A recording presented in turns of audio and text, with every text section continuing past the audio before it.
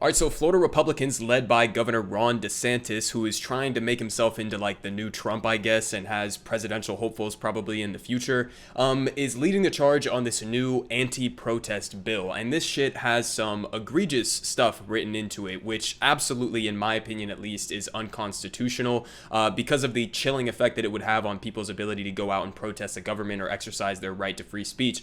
And so I'm going to read you some of the details that are in this, and then we're going to talk about some of the broader implications of it. So here's what this Common Dreams article says, characterizing some of these parts of the bill. So, and this is, by the way, just one small bill. This is just in Florida, but this is the type of shit that Republican-controlled legislatures, state legislatures, are trying to do nationwide. So here's what they say.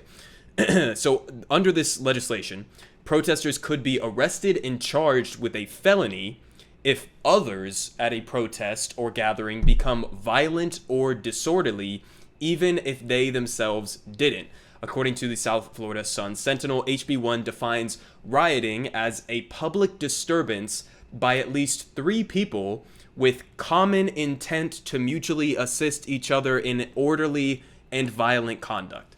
So the problem with this, initially, is this is extremely vague. This is extremely broad. A gathering of 3 people who are engaged in assisting each other for disorderly means. I mean, this is something that could be applied to any gathering of any group of people who happen to be out protesting in any shape or form. So it's not restricted to, like, people who are picking up bricks off the ground and throwing them through windows, which, by the way, is already a crime.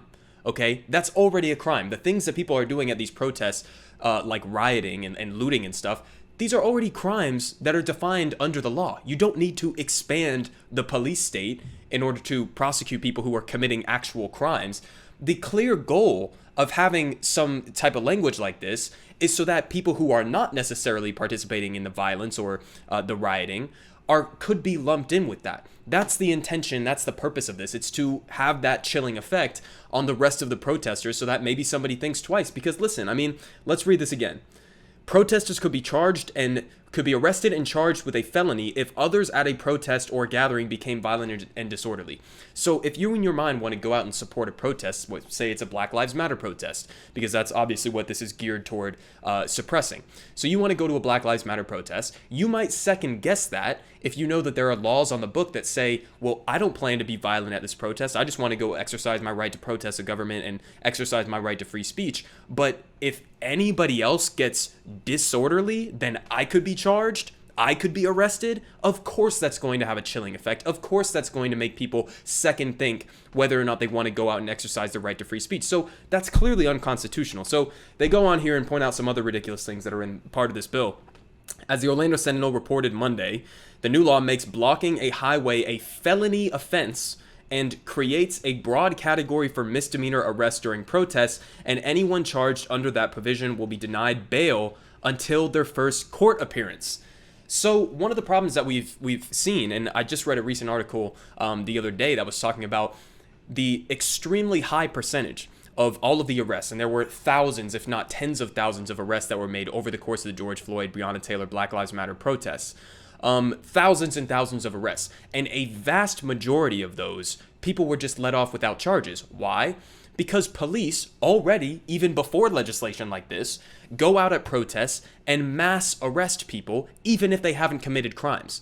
So you're now ingraining in the law, you are now mandating by law that police have that ability to go out, arrest people just by any affiliation they think they have to violence generically at protests, go out and arrest people on these grounds, and then deny them bail while they're waiting for their first court appearance, even though they probably didn't even commit any crime by any measure. And so we already have, again, even without this legislation, police are doing mass arrests. They're locking people up for crimes that they didn't commit or guilt by association. And you want to give them broader scope in order to do these same things? I mean, it's absolutely ridiculous. And if there's one thing that I know, it's that we cannot trust police discretion. I mean, we've seen this throughout the course of the Black Lives Matter protests, how cops will just go out there and declare anything a riot. Of course, police are going to call a defund the police protest. Of course they're going to call that a riot. How are you going to leave it up to cops to determine, or leave it up to the discretion of the police officers to determine what's violent or what's disorderly. They're just going to say every fucking left-wing protest is violent and disorderly. They've been doing that already. I mean, we just had under the Trump administration, what's his name? Chad Wolf, right? The guy who was leading the Department of Homeland Security. And he, with his reports that he was putting out through the Department of Homeland Security, was classifying things like spray painting a federal building as violence, as a violent crime. So they are not actually talking about violence. They're not actually talking about criminally prosecuting people who are actually going in and committing crimes. Because again, we already have laws on the book for that. Okay? It's not like it's legal to go out and smash a window at a Target and loot it. That's not legal, believe it or not. That's not actually something that you can legally go and do. We actually already have laws that make that a criminal offense. But this is obviously intended to be much broader than that. And here's one of the other ridiculous parts of this bill. The law also, quote, grants civil legal immunity to people who drive through protesters blocking a road, which Democrats argued would have protected the white nationalists who ran over and killed counter-protester Heather Heyer during the Charlottesville tumult in 2017. So they bring out that example. But this is something that's been happening at protests all across the country. The amount of times where I've seen either protesters be run over or near misses from Trump supporters who go to the protest because they know there are going to be Black Lives Matter protesters out there, or Antifa, and they go to the protest specifically looking for a chance to do this exact thing. Okay, so now what this bill is going to do is it's going to give them the ability to go to these protests, drive their big pickup trucks with Trump flags waving behind them at protests, and then drive them through crowds of people and say, whoops, I felt endangered, I felt like I was threatened, even though they could have specifically gone there with the intention to do that.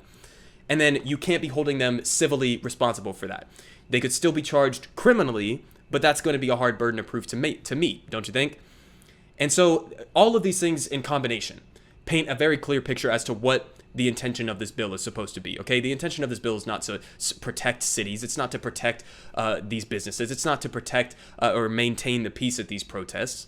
It's to criminalize protests. That's the purpose of this bill. That's the purpose of what Ron DeSantis is doing. He wants to give police, who have proven themselves not to be trusted, he wants to give them more broad scope. He wants to give them more power and authority to crack down on peaceful protests and just label them as violent and disorderly if they happen to not like the substance of what is being protested, which in many cases, again, is the police themselves. So it's an absolutely ridiculous bill. But again, in a more simple analysis of this, I don't think that this is going to stand up to scrutiny, okay? I don't think that if this makes its way, for example, up to the Supreme Court, that it would stand. Because it's so clearly a violation of people's right to assemble, people's right to protest the government, okay? I mean, you can't possibly have that vague of language to where people would be nervous to go to a protest, even if it's going to be an entirely peaceful protest, which, remember, a vast majority of the protests have been peaceful.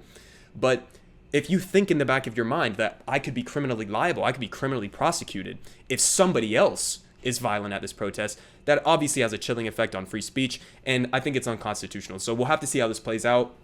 Apparently, these are laws that are being put forward all across the country in different states. So, this is unconstitutional. This is unacceptable, clearly, but it's exactly what you would expect from somebody like Ron DeSantis.